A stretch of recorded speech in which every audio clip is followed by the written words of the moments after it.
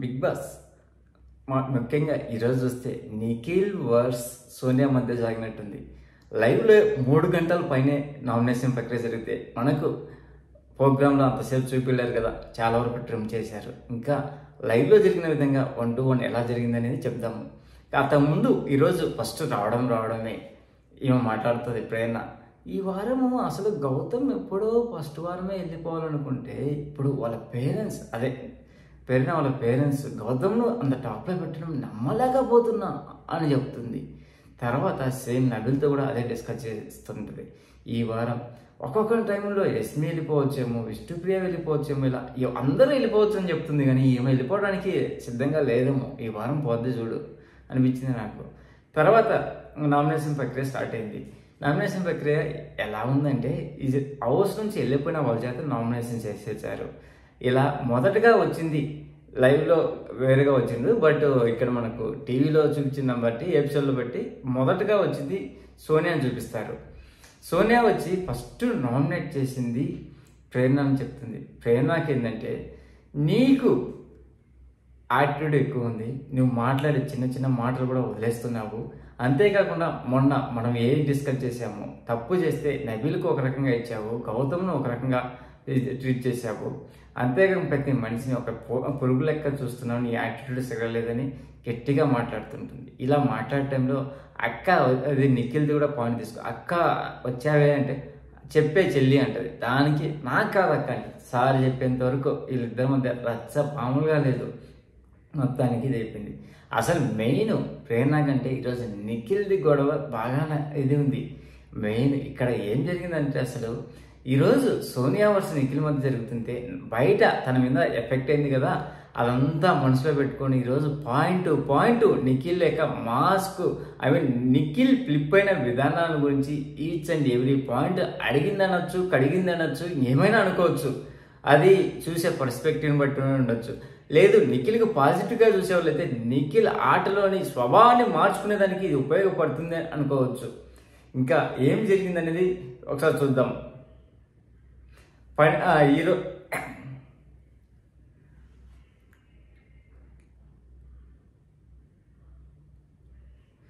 First Nikhil nominate చేస్తా అని చెప్పడానికి మొదట్లో చాలా ఇబ్బంది పడింది సోనియా.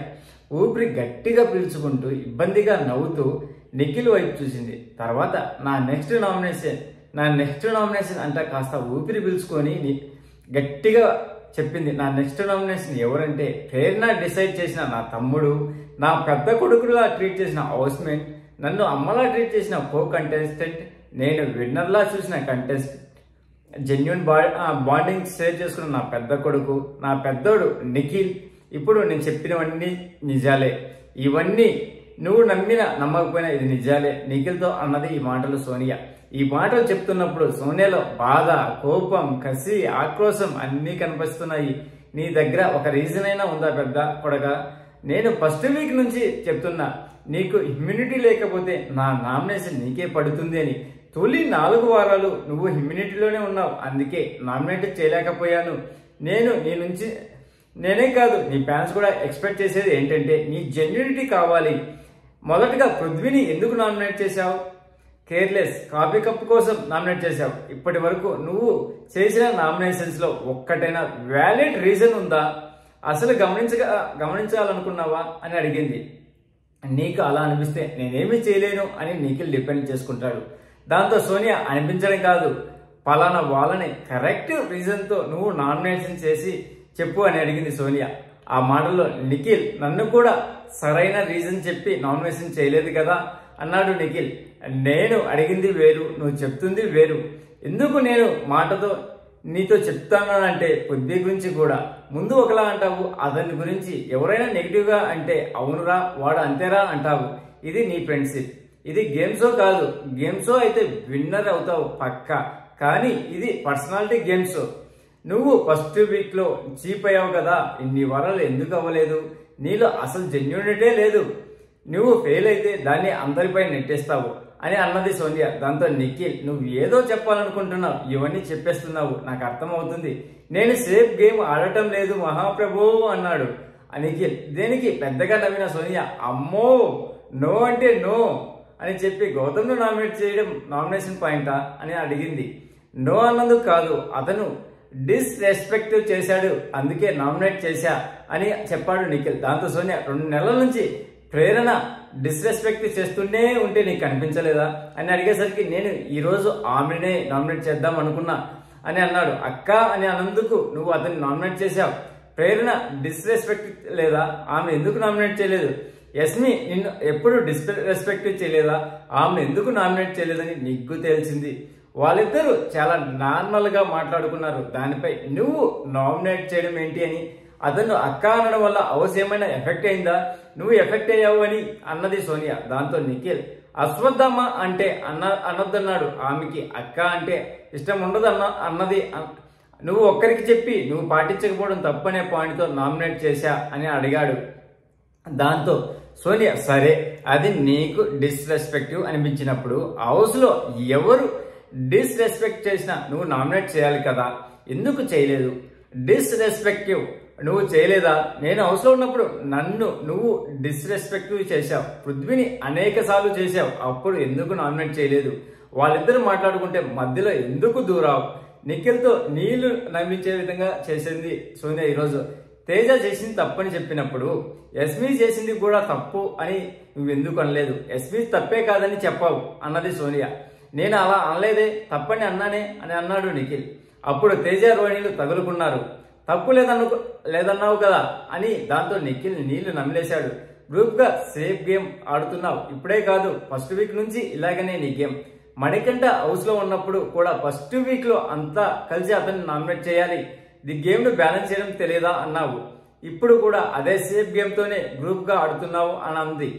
దాంతో నిఖిల్ నువ్వు ఎక్కడో జరిగింది ఎక్కడో ముడి పెట్టకు, నేను ఎమోషన్స్ రెస్పెక్ట్ ఇస్తా అని అన్నాడు. ఆ మాటతోనే వెనకనే సోనియా ఏమన్నావు? ఎమోషన్స్ రెస్పెక్ట్ ఇస్తావా?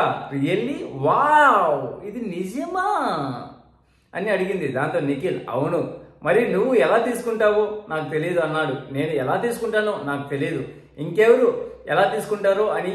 నువ్వు నిజంగా ఎమోషన్స్ రెస్పెక్ట్ చేస్తే నేను కొన్ని నిజాలు నీకు చెప్తా, అది చెప్పాక తెలుస్తుంది నువ్వు ఎమోషనల్కు రెస్పెక్ట్ ఇస్తావో లేదో.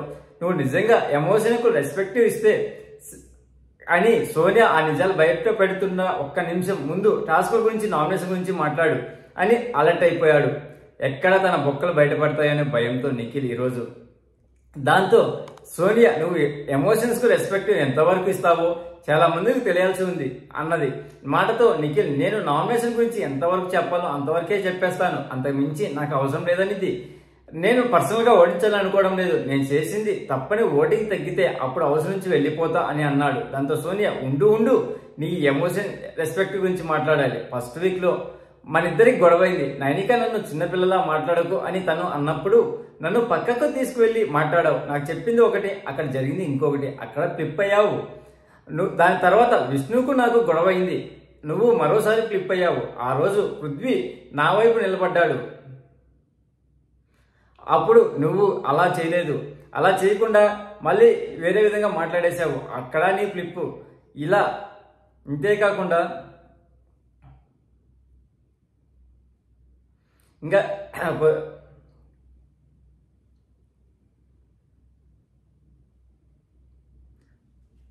ఎవరి దగ్గర ఏం చెప్పాలో అది చెప్పావు, కన్విన్స్ చేస్తానన్నావు, కానీ నువ్వు మాత్రం నిజాన్ని ఒప్పుకోవు. హౌస్లోకి వచ్చినప్పుడు నువ్వేం చెప్పావు? నేను సింగిల్, ఎమోషనల్ గా డౌన్ ఉన్నా అన్నావు. నీకు సపోర్ట్ చేస్తూ వచ్చావు. యస్మి కూడా నీతో చాలా క్లోజ్ అయింది, ఆమె ఓపెన్ అయ్యి నచ్చావని చెప్పింది. నువ్వు నిజంగా ఎమోషన్స్ కు రెస్పెక్ట్ ఇచ్చేవాడివి అయితే ఆ అమ్మాయి నీతో చెప్పిన విషయాన్ని వేరే వాళ్ళతో ఎలా చెప్పావు? నేను ఆమె కోసం రాలేదు, ఆమె రిలేషన్షిప్ కోసం రాలేదు అని అన్నావు. ఆ తర్వాత మళ్ళీ ఆమె దగ్గరకు వెళ్ళి నీకు గాజులు వెయ్యాలా, సట్టు కావాలా అని బొగ్గలకు వెళ్ళడం చేశావు. అది ఆమె ఎమోషన్తో ఆడుకోవడం కాదా?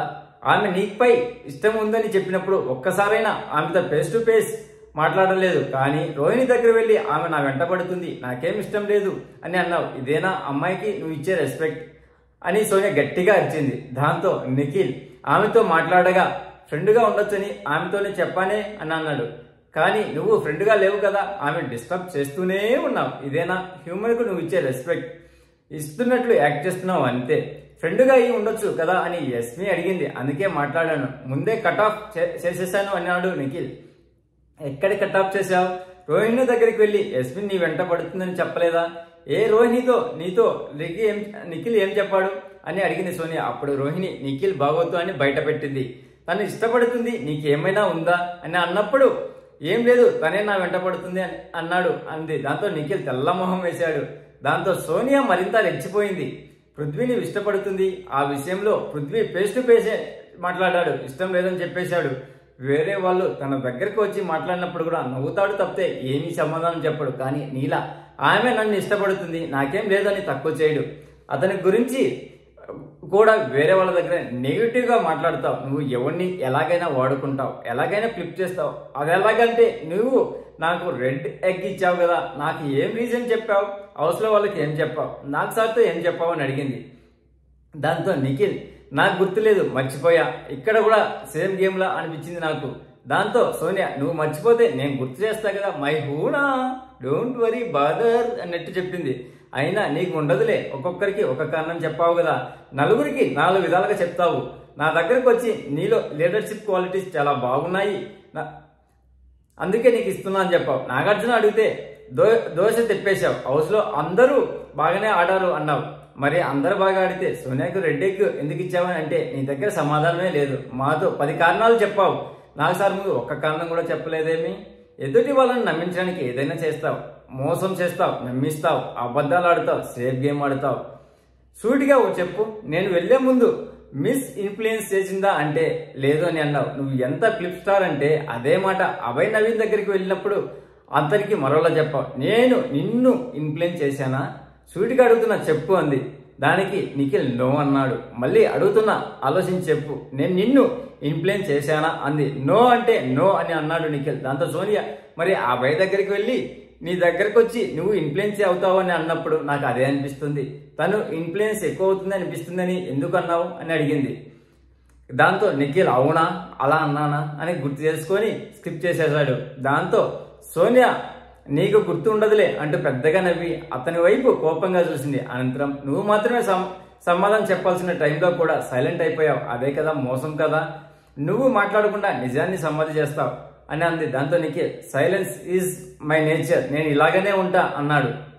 నీ సైలెన్స్ వల్లే ఎదుటి వాళ్ళ బలి అవుతున్నారు కదా, చెప్పాల్సిన చోట చెప్పకుండా కూడా తప్పే మోసమే. బిగ్ బాస్ అంటే జస్ట్ గేమ్ మాత్రమే కాదు, పర్సనాలిటీ గేమ్. నీ అసలు ముఖ చిత్రం మాత్రం బయట వేరేగా ఉంది, దానికి మాత్రం నువ్వు మాస్క్ వేసుకొని ఆడుతున్నావు అని తను నామినేట్ చేసింది. ప్రతి పాయింట్, ఎందుకంటే తను బయట ఎంత నెగిటివిటీ స్ప్రెడ్ చేసుకున్నదో నిఖిల్ వల్లనే కదా, అందువలన ఆ కోపంతో వచ్చేదేమో. అలాగే నువ్వు విన్ అయితే చూడాలనుకున్న వాళ్ళలో నేను కూడా మొదటిగా ఉంటాను, ఆల్ ది బెస్ట్ అని ఒకరికి ఒకరు చెప్పుకొని లాస్ట్ కౌలించుకుంటారు. తర్వాత నామినేట్ చేయడానికి వచ్చింది బేబక్క చెప్పిన రీజన్స్ నాకు చాలా వేస్ట్గా అనిపించింది. అసలు ఏమైనా తీసుకొని రాకుండా ఉన్నా బాగుండేదిరా అనిపించింది. ఎందుకంటే తిను మొదటగా నామినేట్ చేసింది పృథ్వీకి ఏంటంటే మొదటి వారంలో బేబక్కని నామినేట్ చేశాడు కదా, ఆ నామినేట్ సెన్సేషన్కు ఆపోజిట్గా చేసినట్టు అనిపించింది. తర్వాత నామినేట్ చేసింది నిఖిల్ చెప్పింది ఏంటంటే మొదటి నువ్వు గేమ్ లీడర్గా ఉన్నావు కదా, అప్పుడు నీ క్లాన్లోకి నేను వచ్చాను, అప్పుడు నీ కెప్టెన్సీలో నేను ఎదగాలనుకున్నాను, కానీ నాకు సోనియా వేసిన గొడవలో నువ్వు ఎందుకు దూరలేదు అని అడిగి నామినేట్ చేస్తుంది. ఇది ఏంద్రా భయ అసలు అనిపించింది. తర్వాత నామినేట్ చేయడానికి వచ్చింది శేఖర్ భాష నామినేట్ చేసింది ఈ కన్నడ బ్యాచ్ గురించి చెప్పి అసలు నువ్వు ప్రేరణ చెప్పే దాని గురించి చాలా చెత్తగా నువ్వు గ్రూపిజం మాట్లాడుతున్నావు, నువ్వు మాట్లాడే మాటలు, నీ బిహేవియర్, పక్కన వాళ్ళని చూసే విధానము అసలు సరిలేదు, అది మార్చుకొని నామినేట్ చేయడం జరుగుతుంది. సేమ్ అలాగే యస్మికి కూడా చెప్పిన రీజన్ ఏంటంటే నువ్వు కన్నడ బ్యాచ్ల గ్రూపిజం ఆడుతున్నావు, మొన్న జరిగిన దాంట్లో నిఖిల్ని ఎందుకు నామినేట్ చేయలేదు, అలా జరుగుతుంది. ఇది వాటర్ టాస్క్ వల్ల. గతంలో మీ టాస్క్ ఆడినప్పుడు సీతకు ఎంత గాయమైనది కదా 3 days తర్వాత, అదే నిఖిల్ జస్ట్ క్యాజువల్గా పట్టుకున్నారు, మీరు అంతా చేశారు, అది కరెక్ట్ కాదని నామినేట్ చేస్తుంది. ఇక్కడ ఎస్మికి నిఖిల్ కూడా కొద్దిసేపు గొడవ జరుగుతుంది. ఏంటంటే తను గురించి ఏదైనా చెప్పాలన్నప్పుడు డైరెక్ట్ నాకు చెప్పకుండా పక్కన వాళ్ళ దగ్గర పోయి నేను నీ మీద ఇష్టపడుతున్నా అని చెప్పే విధంగా అది కరెక్ట్ కాదు కదా అని చెప్పడము. తర్వాత మొత్తానికైతే ఈరోజు ఎస్మి చాలా డిగ్నిటీగా అది ఆలోచించింది. ఎందుకంటే సోనియా చెప్పిన దాని గురించి నిఖిల్తో చెప్పిన విధానం అయితే నాకు బాగా నచ్చింది. సోనియాకు బయట బాగా ఎఫెక్ట్ అయినట్టుందిరా, అదేదో నీకు మంచి కోసమే చెప్తుంది, కొద్దిగా మార్చుకో, అంతేగాని సోనియాను తప్పుగా అనుకోవద్దు అని చెప్పింది. అది మాత్రం నాకు నిజమే అనిపించింది భయ్య. ఇది ఈరోజు జరిగినటువంటి బిగ్ బాస్లోని హైలైట్స్. లైవ్లో జరిగిన ప్రతి పాయింట్ టు పాయింట్ నేను మొబైల్లో నోట్ చేసుకొని ఆ పాయింట్స్ అన్ని ఇక్కడ చెప్పానే అనుకోండి. ఎందుకంటే ప్రతి ఒక్కటి మనకు ఇక్కడ లైవ్లో చూపారు కాబట్టి చాలా వరకు స్కిప్ చేశారు కదా. ఆ పాయింట్లన్నీ మీకు తెలియాలనే ఉద్దేశంతోనే ఇలా చెప్పాను. ప్లీజ్ ఫ్రెండ్స్, లైక్ చేస్తే లైక్ చేయండి, కొత్తగా వచ్చిన వాళ్ళు సబ్స్క్రైబ్ చేయండి. Thank you. Signing off your Mahindra.